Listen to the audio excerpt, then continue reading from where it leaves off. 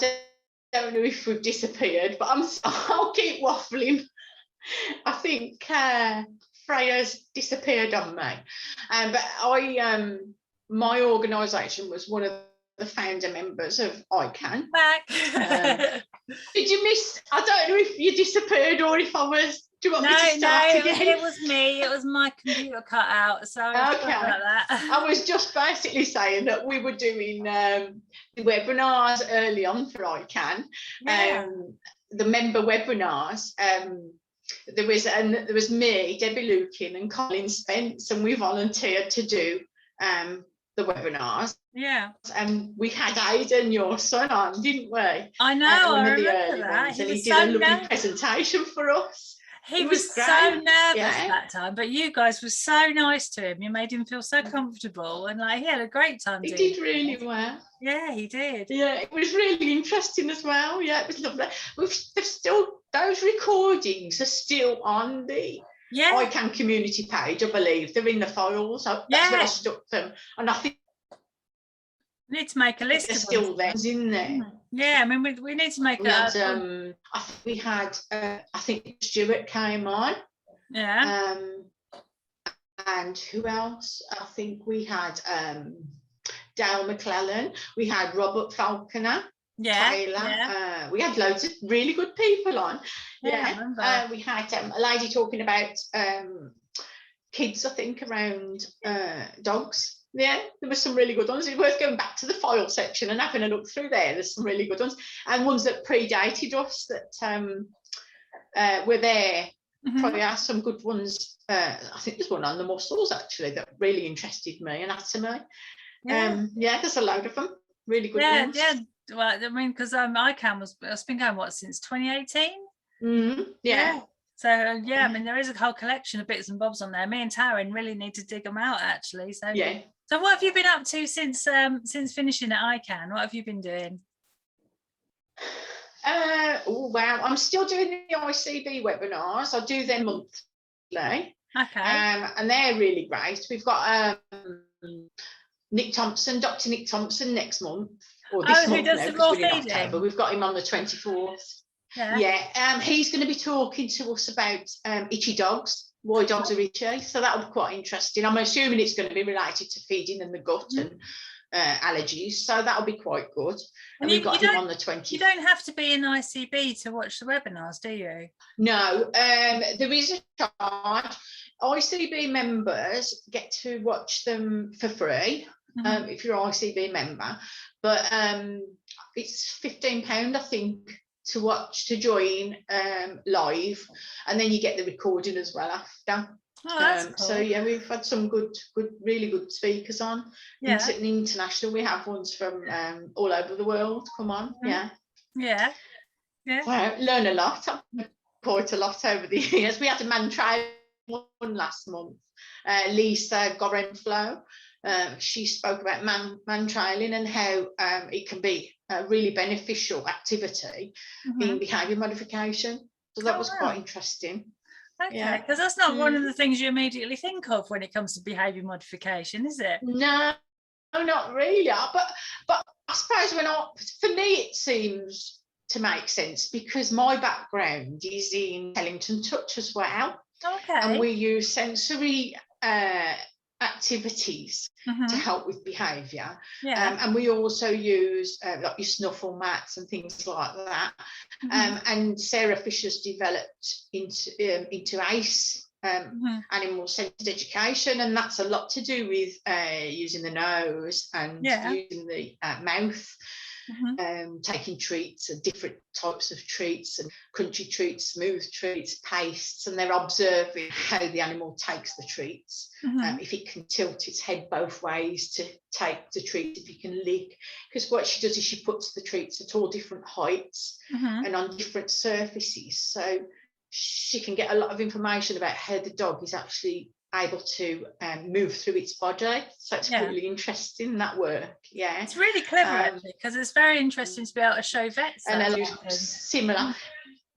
Yes, it is. And I think, I mean, when the dogs first come in, I haven't done a lot of ACE in myself It was all my training has been T-touch, but I've dabbled in a little bit. And my last clinic that I was at, Tilly Farm, we did do quite a bit of ACE, so I got to see how it was working, and it was really interesting. The dogs come in at 100 miles an hour. They have one dog in at a time in the room, and they're fast moving. And when a dog's moving fast, you don't see these subtle things until the dog starts to slow down. And then you actually see things in the gait that you won't see, because, for instance, like an agility dog, he looks fine when he's doing the course, but what he's doing is throwing his back end round. But when you start to slow that dog round and he's got to step around to navigate, that's where you see gait irregularities and things like that. So it's really interesting. And there's no equipment on the dog when the dogs are in the ACE course. So that's not influencing the way the dog's moving either. So because any equipment on the dog will have an influence on the way it moves. Really interesting. So you've done quite a lot. I do love farm. I miss going to Tilly Farm. So you've done quite a lot with that now, haven't you? Yeah. When I was saying earlier to you, just before we came on, about the reptile man that you had on. At Tilly Farm, when we're on our clinical training weeks, we do a week-long clinic. We used to always have there's a chap called Steve Rowlands from Tropical Ink, used to bring his animals in. So we do T-touch on every animal you can think of. We do it on the pythons that come in. Were heavier than me. Oh wow! It used to take about 6 months to bring this python in. I've seen it done on horses before, but I would never have dreamt of reptiles. Yeah, they do separate equine courses for horses on in the T-touch. But we do it on snakes, are really tactile, and they're brilliant for learning T-touch, because the patination, you can actually see the movement of the skin beneath your fingers. So they're amazing to learn on, and they're so tactile and relaxing. Where I mean, a snake to me, I would have run a mile before. I was frightened to death. But now, I find them quite relaxing. I don't think I'd like to be in bed with one wrapped around my neck. Don't get me wrong, but and spiders too. I used to be petrified of spiders. You can't do T-touch on a spider, surely. Yes. Oh yeah, tarantulas. Yeah. Oh my God. We use paintbrushes and do it with a paintbrush. Don't they run away? Yeah, and you'll see if the spider's getting a bit narky with you, because he'll stick up his and you think, oh, he's not happy, he'll fire something at me. And we do scorpions, snapping turtles. Wow. You have to be careful with the snapping turtle, because obviously they can whip round and have your fingers, and they're big. But the shell is very sensitive, and we use paintbrushes on the shells. Oh, that's fascinating. T-touch on the shells, fascinating, So I mean, when you think of T-touch, you just think of mammals, don't you? Everything. We do it on owls, parrots. We use feathers when we do it. I never knew that. I never knew that. Oh, that's brilliant. How on earth did somebody find out they can do T-touch on a spider, though? I don't know. You'll have to ask Linda Tellington-Jones. Must have been very brave. Yes. Yeah. I think she first started it on the pythons, because she used to go into zoos. So that's probably where it's come from, because she used to go into zoos and do work with the animals in there. No, I mean, like I say, I can imagine doing it on all different mammals and things. Like, that's just blown my mind. That as T-touch on a spider.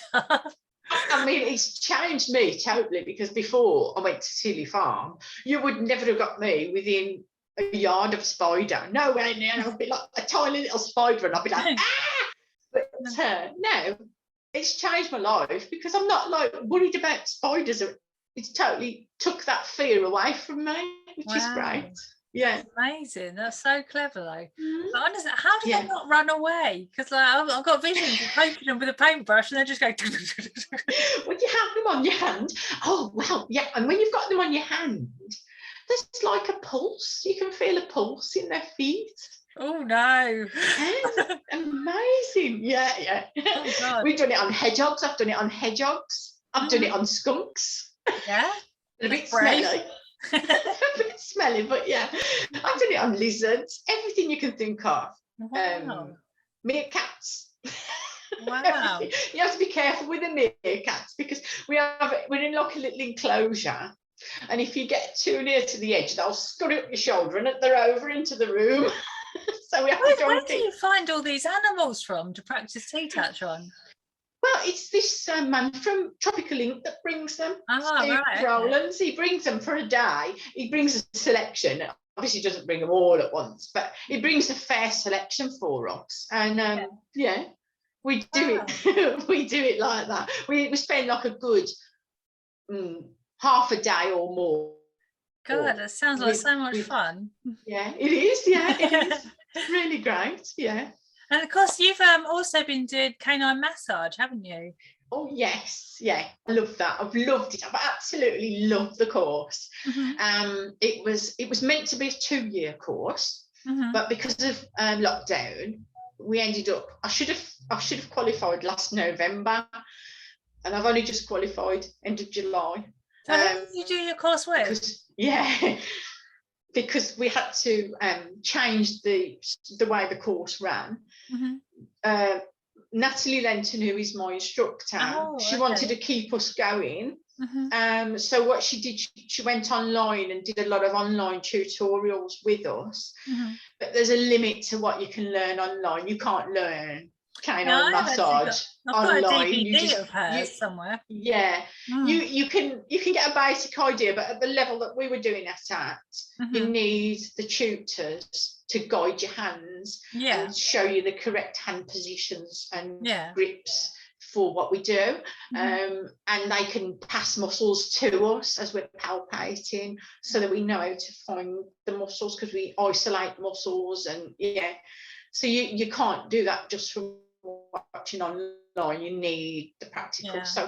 But the actual tutorials we had, they were fabulous. The online, it was actually, I think we were the first year that she's had to do this with, obviously.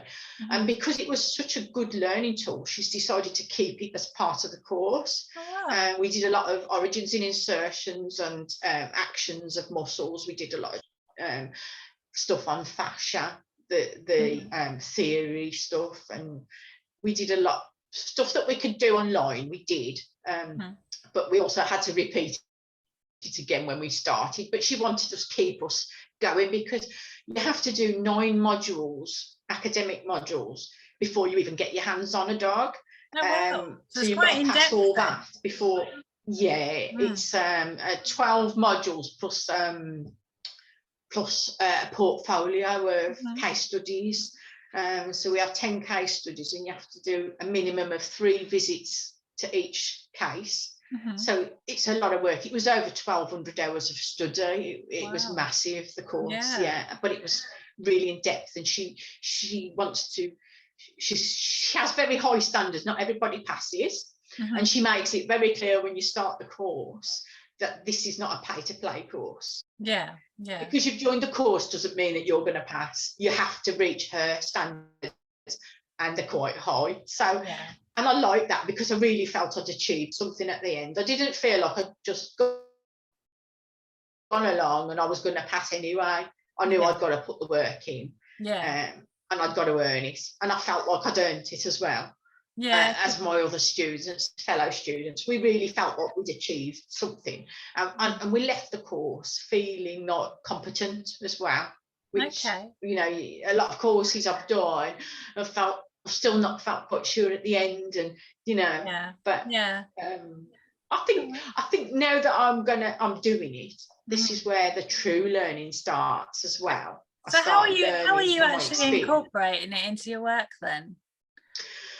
Well, I'm still in the very early stages, because I only just qualified in July, so I've not had many clients. But I find that it's really everything I've done seems to complement each other, because we know that from studies. I mean, Danny Mills has done a study on it about the relationship with pain and behaviour.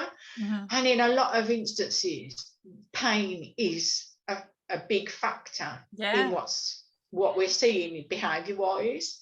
So it's like it's massive, really. And like when you look at the ACE training, the same, you'll see Sarah Fisher will say the same, T-touch will say the same, change the posture, change the dog. Everything we use it's a physical thing. It obviously the physical. Well, if we think about it ourselves, if we're feeling pain anywhere in our body, we're less tolerant. If you've got a bad back and I come and poke you, you're going to turn around and go, and it's the same with dogs. It's the same. You're less likely to let somebody come and touch you if you know it's going to hurt. Yeah, absolutely. And you're going to be defensive. We can say to somebody, ouch, I'm sore here. Can you be careful around me because this really hurts? Can you stand back a bit? The dog's only availability is like a physical manifestation to say back off. Yeah, it's not like they can say I'm sore, is it? You know, can't say, this is really sore here. Yeah, and I think we've had documents. We do a lot of assessments around what we call the 5 principles of pain, which is something that Natalie Lenton developed to help owners identify whether their dogs are in pain. And we look at gait, posture, behaviour. We call it ADL, so activities of daily living and performance. So any changes in these 5 areas can be something to flag up and think, oh, maybe there's a change here that's pain is behind it. So like, for instance, your activities of daily living, start noticing the dog's having difficulty jumping on the furniture or jumping off the settee or going up and down the stairs, or he can't get in and out the car anymore. He's not enjoying his walk, so he's slowing up. Anything like that, might be off his food, anything. It can be rooted in behaviour. And a massive thing as well is flooring for us, slippy flooring. The number of injuries that dogs accrue from splaying out on shiny floors. So like with your little puppy that you've said you've got, it's so important to make sure there's a stable flooring for the puppy, because those developing joints can quite easily get injured. So it's really, really important to be aware that this can happen. So I don't know if I've frozen up. No, I'm still here. You're still here. But, I shall keep talking anyway. I don't know if Freya's frozen up or if I've frozen up. I'm still here. I'm still here. Hopefully. Did you still hear me going? Yeah, I can still hear you. I thought somebody froze up. I'll keep going. We'll just keep muddling through. You're never going to word it edgeways with me. We'll just keep muddling through. We'll be okay. So if somebody suspects their dog has got pain, what do they do? Do they go to the vet and then get referred to you? Do they go straight to you? How does it work? Yeah. No. Clinical canine massage therapists, we only we work in accordance with.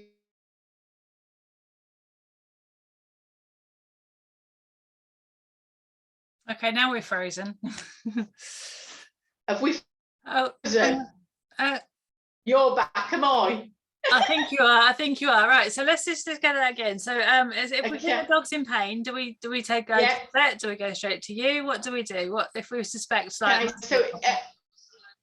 it's the vet first, and then we have a consent form, which we require written consent from the vet in form of a signature, and the vet will give us any pertinent or relevant information about the dog's condition, and he will approve treatment. He'll say there's no contraindications to massage for that dog, to allow us to go ahead, and that's we work in line with the Veterinary Surgeons Act. So that's why we have to work with consent. We don't treat an animal without veterinary consent.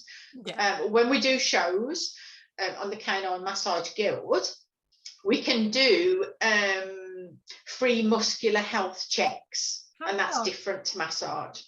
So we can palpate the dog, and we can feel if there's any strains or any trigger points or any hypertonicity, and we can report on that, but we can't do any releases or any treatment. Okay. That would need vet consent. And is that the same for T-touch as well then, or? No, because T-touch is not. T-touch is a very superficial light touch. T-touch is very different from massage. It's well, the most pressure that we use in T-touch is as much as you would put on your eyelid. We call it eyeball pressure. So that's very, very light. It's very superficial. So you are moving fascia, the superficial fascia, but not to the extent that a clinical massage therapist will do deep tissue. We use 4 disciplines of massage. So we use Swedish, we use deep tissue, sports massage, and we use myofascial release, and that's the direct and indirect releases that we do. Plus our training sets us apart because we also use the Lenton method, right? And that's a clinically trialled method that Natalie Lenton developed, and that's just had trials done. Well, it's been going on for years, the clinical trials on it, on its efficacy, and that was done by Winchester University. And if anybody wanted to see the research that was done there, if they hop along to the Canine Massage Guild website, you can download the research there that was done.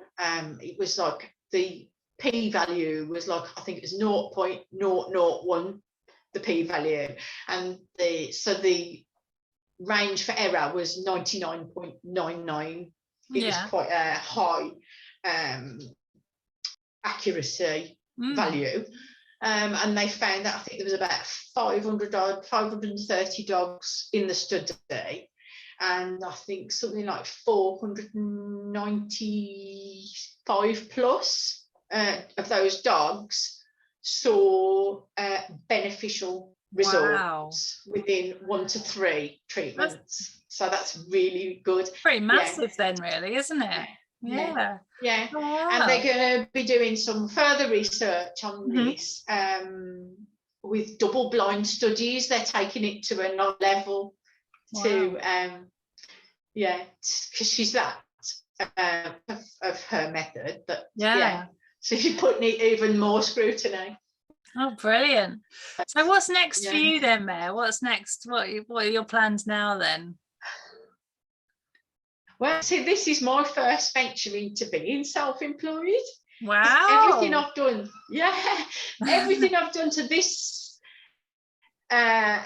point, really, it's been voluntary. I do everything voluntary. And I think a lot of it is because I've suffered with this imposter syndrome. I never think I'm worthy of it to charge for it. It's stupid, really. So yeah, I'm getting a bit more confident in myself. I feel like I've reached the point now. I feel like I actually know what I'm doing. I'm glad you mentioned that. I'm glad you mentioned that actually, because a lot of people who have been working for a lot less time than you have, we all feel imposter syndrome. So when we see people like you, and we know that it's just a normal thing, and like we all tend to get it a little bit, you know, it makes us feel so much better. Because I think the trouble is in the industry that we work in, because we work on our own a lot of the time, we haven't got anyone telling us we're doing things right or we're doing things wrong, or telling us that we have to follow a certain path, or you know, any of that sort of thing. So imposter syndrome's absolutely rife, isn't it? So is that I mean, it surprises me to hear that you actually felt like that, because you always seem so composed. I'm the worst. You know, I'm terrible. I'm terrible. You asked the board, because I am on the board of the ICB as well, and you ask any of them and they'll say, oh, you know, I always second doubt myself. When I had my I'm exactly the same. It's like you're always waiting for somebody to find out, aren't you? I want to go back and double check everything. Yeah. But Natalie, my tutor this time, Natalie said to me at the end of the course, she said, you are more than competent. And she said, stop pointing out what you're doing wrong, because I will go, oh, I've done this wrong, and I'll be telling them what I've done wrong.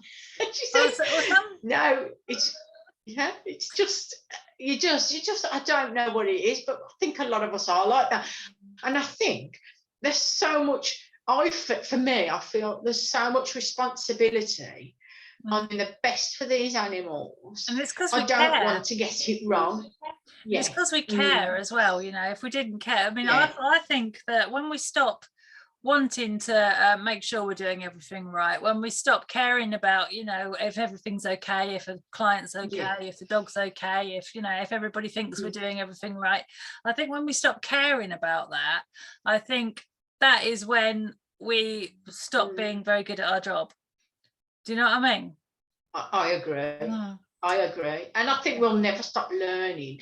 The more I learn, the more I think the more I seem to learn, I feel the less I know, and the more I need to learn. I never feel like I've learnt enough. Yeah, I always want to keep learning. It's the Dunning-Kruger thing, isn't it? It's that it's all, you get down to the bottom bit when you suddenly realise actually you need to know all this other stuff as well. Yeah. Yeah, I know exactly how that is. I'll be 90 and I'll still be studying. And I think the thing is as well, is that every time you learn something new, there's like a whole bunch more doors open in front of you, isn't there? So we just never stop, do we? Yeah. Quite addictive, actually. I started studying properly. I mean, I've owned Hungarian Vizslas for well over 20 years. But I started studying properly and really getting into it, nerdy into it, was because I worked for the police. I worked for West Midlands Police. And when austerity kicked in with the government cuts 10 years ago, that's when I decided I'm going to be a bit proactive here, and I'm going to look to see if I can skill up and make some sort of future for myself, doing something else. If the hatchet falls on me, I wanted something else to do, and I did hang it out for the 10 years of austerity. And then I got offered voluntary redundancy at the end of last year, because my office was scaling down even more, less of us to do more work, and they were moving us out to quite a far distant place, a big warehouse. And I thought, you know what, now's the time to be brave and go for it. Stars aligned. And that's what I've done. Yeah. So I took the leap. I actually had a bit of a bad time last October because I lost Sika. I lost one of my dogs, and I'd done, 18 years or so because I'd worked for the police for 24 years, and I had 18 years record with no sickness, and I lost Sika. It was an awful time because of lockdown. I wasn't even allowed in when she was put to sleep. I don't want to start crying. I wasn't even allowed in, and I sort of went down big time, and I had 6 weeks off work, and then the redundancy came round at that time. I thought, start me off now. This is my chance, and I'm going for it. I felt like this is the time for me. And I had a good chat with Andy Hale, and he was really, really good to me, and that helped to turn me round. And I sort of I thought, no, this is my time, and I'm gonna grab it now. You started me off now. And my business is called Seeker Canine Massage. So we'd be both crying. My business is called Seeker Canine Massage. See, I cry because I still cry for my Labrador. I lost her nearly 4 years ago now, and she's still with me every day. You know what I mean? So I know how that hurts. But I mean, that's amazing how much you've actually, because I think the thing is as well, COVID has made us all sort of stop and have a look and sort of reevaluate what we wanted to do with our lives, hasn't it? Because I mean, I was working sort of part-time doing bits and bobs with dogs and dog training and dog behavior and everything, and I was running my business, but I was running it as a hobby. Do you know what I mean? And since all the lockdowns and things have been over, I've been working it full time, and I'm making money, and I'm keeping my house, and I'm doing everything I'm supposed to be doing. The kids have finished school, so I'm able to just get on with it, and life has changed completely. But you know, I think having had that experience of COVID behind us, I think a lot of us have sat down and gone, right, well, this is what we're going to do from now on. We're all sort of decided that we're going to take control of our own lives. Do you know what I mean? Instead of working for someone else and doing stuff for other people and making other people happy, we've decided, you know, like, you know, this is a perfect opportunity to start something, isn't it? I found it a bit scary though for me, because I was employed. And I worked right through COVID because I was a key worker. And I've seen what happened to my friends who were self-employed, and I thought, well, what would I do? But you've got to go for it. I've just thought, I've got to go for it. See, I've been developing all my online stuff, and that's how I've sort of got through everything. As you know, so we've done loads, but I think this is one of the industries, actually, I think, that has actually changed for the better since COVID, because we've all learned so many more skills since it all happened. We were all ticking along before, weren't we, just how we were doing how we do, but now suddenly we're doing webinars, and we're doing lives, and we're running schools, and we're doing all this other stuff, and we're becoming self-employed, and you know, so I think as an industry, the animal industries, some of us in particular, like training behavior, your bits and bobs with T-touch and all the rest of it, I think we're actually coming out of it really quite strong, aren't we? You know? I think my next goal, I think I want to, because I'm a P1 T-touch practitioner, right? So I want to take that to the next level, and that means that to go up to a P2, I've got to do workshops. So I've got to do at least 10 workshops and have feedback. So that's something I'm going to look at doing as well. Do they have to be in person, or can they be online? I don't know. That's a point. I just assumed I had to be in person, because I've not had to, but there are ones that have gone online. I know Alex Wilson, I know Alex, done a lot of online stuff now. He's doing a lot of online stuff now, but I'll have to check that, because my T-touch mentor is a lovely lady called Julie Sadler, and she has and she said she'd support me to do some workshops. And we went and did a lovely talk a few weeks ago for Sally Gutteridge, or Sally Smith, she's now, I think. And she had like a retreat. She had like this retreat in the countryside over in Tenbury Wells it was. And the owners go there for a week and spend a week at this beautiful house with their animals as a sort of chill out. And she booked people for every day, a dog person, to come and speak to them. I think me and Julie were the first there, and then she had Isla Fishburne behind us, and then she had Craig Ogilvie, he followed us. I think she finished off with some ice trainers, and she had a vegan chef, and it was all the food was beautiful. It was lovely, such a nice thing to get away from those. Because I'd have just been eating all week. It was lovely. I said to Julie on the way back, we stopped off because we were following each other, and we found she always tells this story. It's quite funny. We roll our eyes during workshops, but she always tells this story about when she was driving along and she came across a muntjac deer in the road. And I go, oh, it's the muntjac deer story again. And we laugh. But she did some earwork on this. It was in shock, this muntjac deer. And she did some earwork. And earwork is really, really, really interesting, because there's a lot of acupressure points to the ears, and you can actually help. You can buy some time for an animal to stop it from going into shock and things like that with this. Anyway, and she told this story about his mum Jack Deere, this fancy house, this lovely house. Well, on the way back, I'm following her because my sat nav was playing up, so I'm following her back. And then in the road, he's a thinking Monk Jack Deere. So it was like deja vu. We turned round, back we went. She's there with the earwork. Drops this Monk Jack Deere over the fence into the field, and off it ran.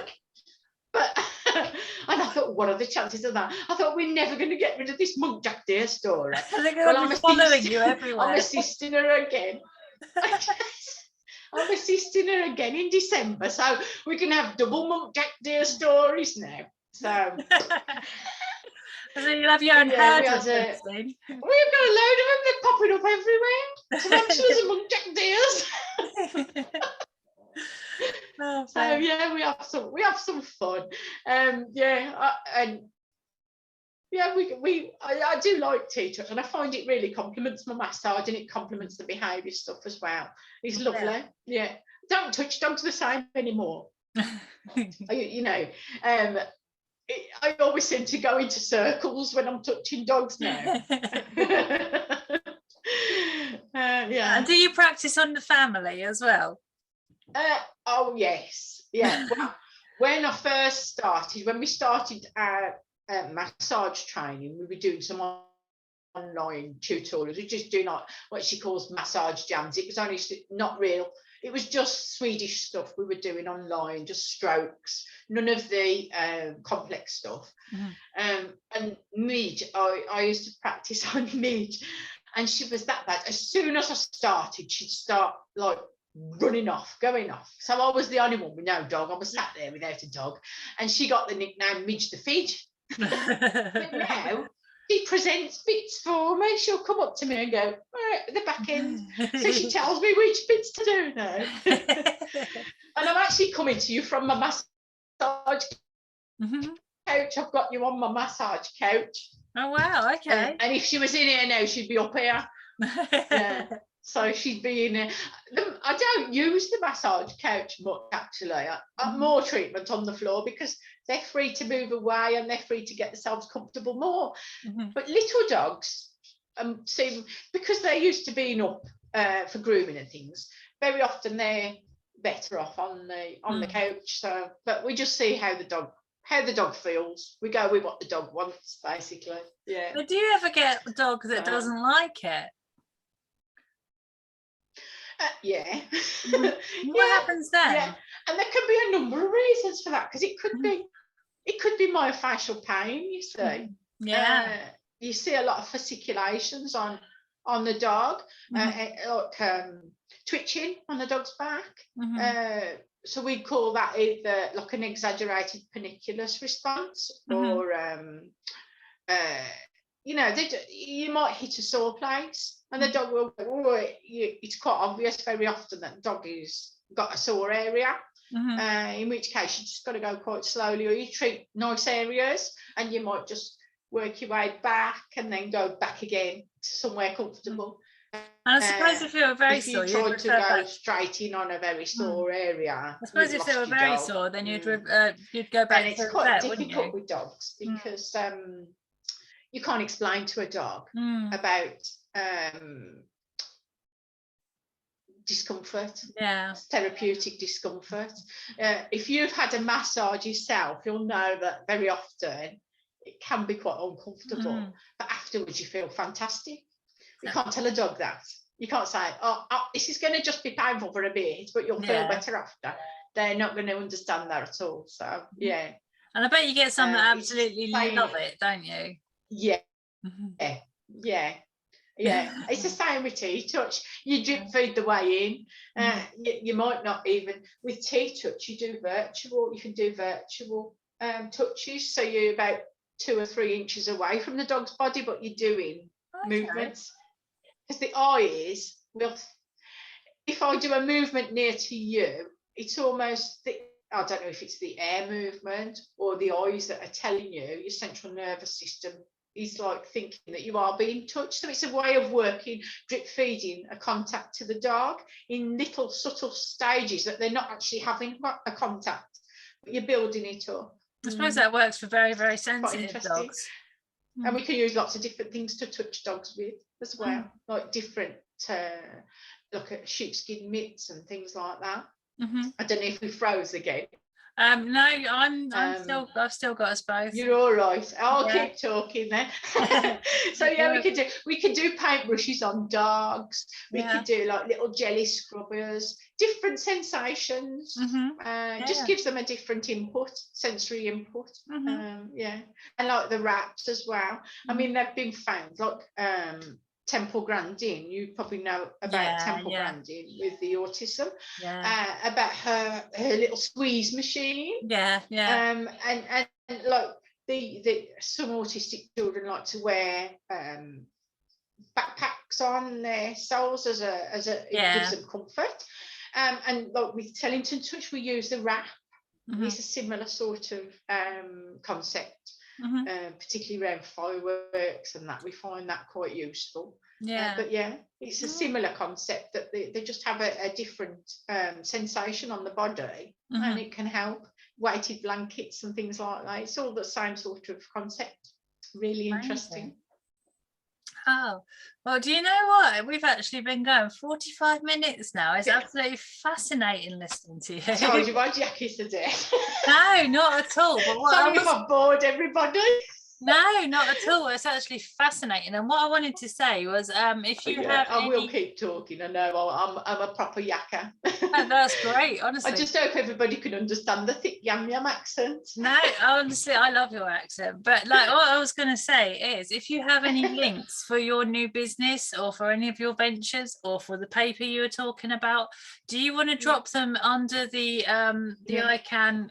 The live on the main ICAN page so that people can find it, because there's so much interesting information, and I know there's going to be people that want to look up things, especially like to do with the massage and the T-touch and stuff. So if you could drop any links that are relevant, that'd be really, really useful. So but anyway, so I am going to let you go, okay? But it's been absolutely fascinating. Mair. What is the name of your business, by the way? Seeker Canine Massage. Seeker Canine Massage. Okay. So if you pop a link for that. I've got it on there. Oh, that's lovely. Yes, I have got a website now. I haven't been able to make it myself. I've had to have somebody to do it for me because I'm rubbish at stuff like that. But yeah, I will put that up. Oh, wonderful. But I've really enjoyed it. Yeah, I have too, and I've learned so much. I never realised you could do that to a spider. I never knew. Yeah, amazing, isn't it? That is absolutely fascinating. All right, so thank you ever so much for coming on. It's been absolutely fascinating. Thanks for inviting me. That's great. It's been, and you come back anytime, okay? All right. Thank you. No problem. Good night. Good night. Bye. Right, hold on.